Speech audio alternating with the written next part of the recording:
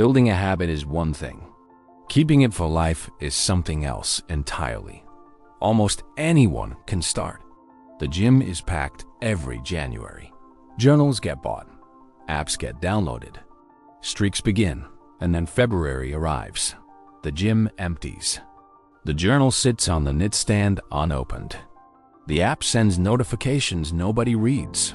Starting is not the problem. It never was. The problem is what comes after the excitement fades. After the novelty wears off. After the habit stops feeling new and starts feeling like just another thing you have to do. James Clear says long-term consistency is not about motivation. It is not about discipline. It is not about willpower. It is about strategy, structure, and systems that protect your habits even when life gets chaotic. Today, we break down the advanced strategies that most people never reach in Atomic Habits. The ones that separate the people who change for a month from the people who change for life. This is graduate-level habit building. And if you have been struggling to stay consistent, this video is exactly where you need to be. Clear makes an observation that I think about constantly. The greatest threat to success is not failure. It is boredom. Failure is obvious. You know when you failed. You can course correct. But boredom is quiet. It creeps in slowly. It doesn't announce itself. One day, the habit just feels a little less urgent, a little less interesting, a little easier to skip. And before you know it, it's gone. Here's what makes this so insidious. The habits that bore you the most are often the ones working the best. The workout routine that's producing results. The writing practice that's sharpening your skills. The savings habit that's slowly building your future. They feel boring precisely because they're consistent. And consistency, by definition, is repetitive. Clear says, professionals stick to the schedule. Amateurs let life get in the way. The difference between the person who maintains a habit for a decade and the person who abandons it after 3 months is not talent. It's not even discipline. It's the ability to show up when the work is no longer exciting. To do the boring thing. On the boring day. For the boring reason that it matters. The first advanced strategy is one that most people overlook entirely because it sounds almost too simple. Automate as much as possible. Every decision you have to make is an opportunity to fail. Every moment you have to remember something is a moment you might forget. Every ounce of willpower you spend deciding whether to do the habit is willpower you no longer have for doing it. Automation eliminates all of that. When the savings transfer happens on its own, the day your paycheck lands, you don't need discipline to save.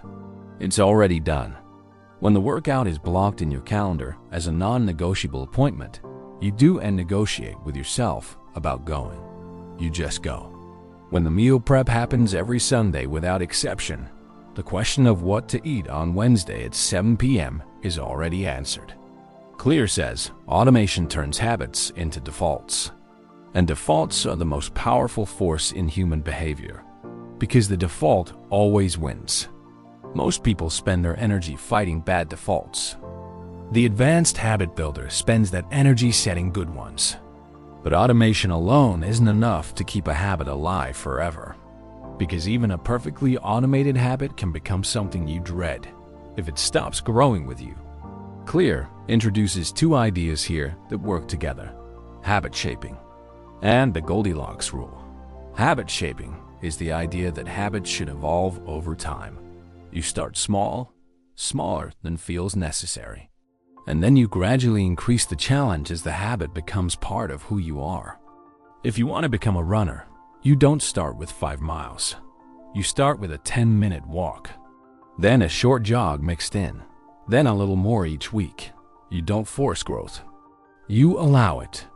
The identity of being a runner is built long before the mileage would impress anyone. And this is where the Goldilocks Rule becomes essential. The human brain is most engaged, most alive, most motivated when working on a task that sits right at the edge of its current ability. Not too easy, not too hard. Right at the boundary. Think about the last time you were completely absorbed in something. It wasn't effortless, but it wasn't impossible either. You were being stretched just enough to stay locked in. That is the zone where habits survive long term. If the habit never challenges you, it becomes a formality and boredom sets in. If it overwhelms you, it becomes something to avoid. The sweet spot is always just slightly beyond where you are today. Add the extra mile, write the extra paragraph, save the extra $10. Keep the habit alive by keeping the challenge alive with it. Now let's talk about one of the most underestimated forces in human behavior: accountability. When someone else is watching, you show up. When someone else is expecting you, you deliver. Clear says, a habit is easier to maintain when someone is waiting for you to do it. This isn't a weakness, it's psychology. We are wired as social creatures. Our behavior is shaped enormously by what the people around us expect of us. The advanced habit builder uses that wiring deliberately. A workout partner who expects you at 6 a.m. is more powerful than any alarm clock. A coach who reviews your progress every week is more powerful than any app. A group where everyone is building the same habit creates a social gravity that pulls you toward consistency. And then there's the habit contract, one of the most psychologically potent tools Clear introduces. A habit contract is a written agreement. It states the habit, the commitment, and the consequence if you fail. You sign it. Your accountability partner signs it.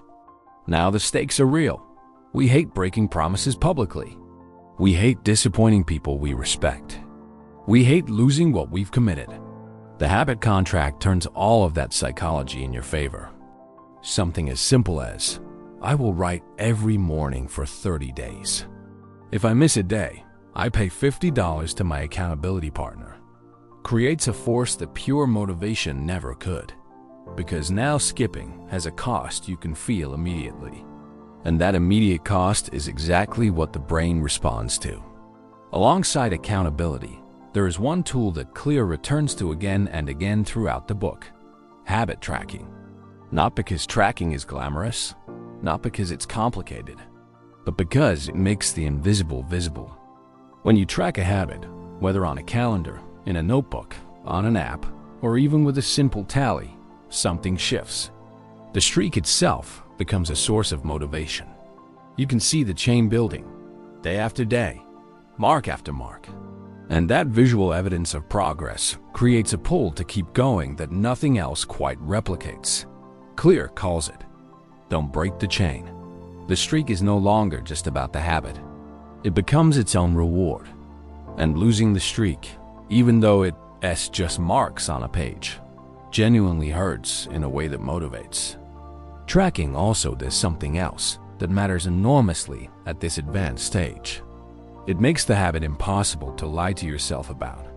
You can tell yourself you've been consistent, but the tracker doesn't lie. It shows you exactly where you showed up and exactly where you didn't. And that honesty is the foundation of every improvement that comes next. This is where one of the most powerful tools in the entire book comes in. Clear calls it the annual review, paired with what he calls the integrity report. Once a year, Clear sits down and asks himself 3 questions. What went well this year? What didn't go well this year? What am I working on? Simple questions. But they demand honesty, and honesty at that scale is rare. Every 6 months, he runs the integrity report.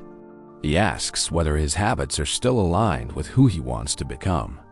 Whether the system he built still points in the direction he actually wants to go. This is the piece most people skip entirely. They build the habit. They automate it. They track it. And they never stop to ask, is this still the right habit? But people change. Priorities shift. The person you were at 25 is not the person you were at 35. The habit that served you perfectly 2 years ago might be quietly holding you in place today. The review forces you to zoom out, to look at the whole system, not just the individual habits within it, to ask the question that most people are afraid to ask. Is the life I'm building the life I actually want? And this leads to something Clear warns about that most people never see coming: the identity trap. We talked in a previous video about how identity is the foundation of all habits. How becoming the right person makes the right behaviors almost automatic. But here's the danger no one warns you about. When you tie your identity too tightly to any single habit or role, you become fragile. The athlete who can no longer train due to injury. The executive who loses their role. The parent whose children grow up and leave. If the identity was built entirely around the habit, it can collapse the moment the habit disappears. Clearest solution is to build your identity around the values beneath the habits, not the habits themselves. Don't say, I am a runner. Say, I am someone who takes care of their physical health. Don't say, I am a writer. Say, I am someone who thinks carefully and expresses ideas clearly. The behavior can change. The injury can sideline you. Life can interrupt. But the identity, rooted in the value, not the specific habit, survives all of it. And from that identity, new habits can always grow. Life will interrupt your habits. That is not a possibility. It is a certainty. Travel, illness, crisis. A week that falls apart before it even begins. The question is never whether this will happen. The question is what your plan is when it does. Clear's answer has two parts. First, establish a minimum standard for every habit. A version of the habit so small that almost nothing in life can justify skipping it entirely. Can't run 5 miles today. Run 5 minutes. Can't read 20 pages. Read 2. Can't meditate for 10 minutes. Sit quietly for 60 seconds. Can't write a full page. Write 1 sentence. The minimum standard is not about performance. It is about protecting the identity, casting the vote, keeping the chain unbroken even on the hardest days. And the second part of Clear's answer is the rule that might be the most important in the entire book. Never miss twice. Missing once is human. It is an accident. It happens. Missing twice is a choice. And the second miss is where habits go to die. Because it's never the single missed day that destroys a habit. It's the story you tell yourself after it. I've already broken the streak. What's the point? I'll start fresh on Monday. That story, not the miss, is the real threat. Show up the next day. Even badly. Even for 2 minutes. A terrible session still counts.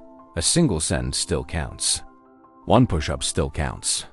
What you are protecting is not the quality of the performance. You are protecting the identity. The vote for who you are. The streak can always be rebuilt. The identity, once abandoned enough times, becomes much harder to reclaim. Here's something Clear says that most people in this conversation never reach. Good habits can make you complacent.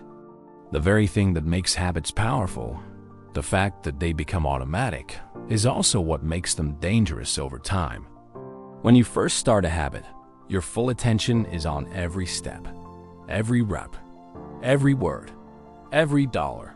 You feel it. You notice it. But as the habit becomes automatic, your conscious attention moves elsewhere. And that's when subtle errors begin to creep in. Your form at the gym gets a little sloppy. Your writing gets a little lazy. Your budget gets a little loose. Nothing dramatic. Just a slow, invisible drift away from your best. Clear puts it precisely. Habits plus deliberate practice equals mastery. The habit gets you consistent. But mastery requires you to layer conscious attention back on top of the automatic behavior. To keep noticing, keep refining, keep asking, am I doing this as well as I can? Or am I just going through the motions? Consistency without reflection produces repetition. Consistency with reflection produces mastery. The advanced habit builder does both. There is one final thing I want to leave you with, and it is perhaps the most freeing idea in the entire book. Consistency is not a sprint. It is not even a marathon. It is the decision to keep playing the game long after everyone else has gone home. The person who reads for 20 minutes every day for 10 years has read hundreds of books. The person who saves $50 every week for 20 years has built genuine wealth. The person who practices their craft for 30 minutes every morning for a decade has become extraordinary. None of those people did anything dramatic. They just kept going. When it was boring, when life interrupted, when no one was watching and there was no reward in sight, they kept going. That is the advanced strategy, not a trick, not a hack, not a new system every January. It's the quiet decision, made privately, made again and again, to be the person who keeps going. Clear says, success is the product of daily habits, not once-in-a-lifetime transformations. Staying consistent, especially when it's hard, especially when it's boring, especially when no one would know if you stopped. That is the loudest vote of all. Cast it today. If you have followed this entire series, the 1% rule, identity, the 4 laws, and now this, you have the complete framework James Clear spent years building. The question now is not what you know, it's what you do with it. Drop it in the comments. Which habit are you committed to for life, and which strategy from today are you using to protect it? If this series gave you something real, subscribe and pass it on to someone who is still wondering why their habits never stick. The answer is in these videos. I'll see you in the next one.